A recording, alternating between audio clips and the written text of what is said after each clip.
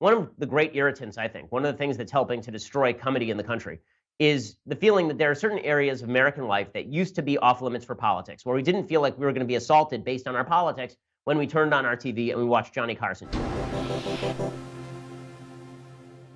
Johnny Carson was studiously anti-political, meaning that he was a Democrat, apparently.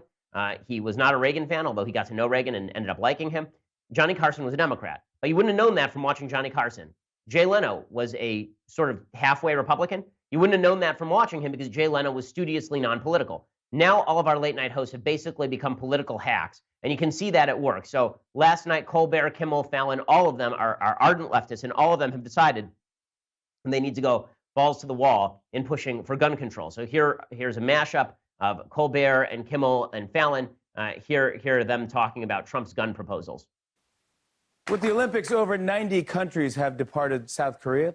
Yep, 90 groups waving goodbye, or as the NRA calls those, sponsors.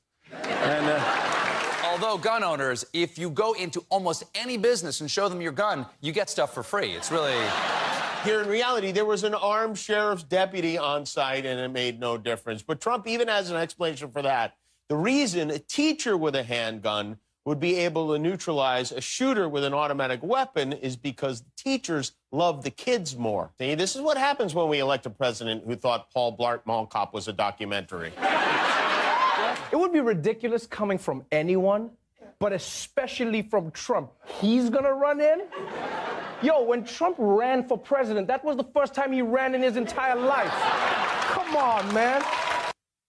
And so all of the late night hosts universally talking about how stupid it is to talk about why good people with guns can stop bad people with guns. Of course, this is idiocy. Kimmel's point particularly is incredibly stupid. First of all, he says that the shooter had an automatic weapon. The shooter did not have an automatic weapon.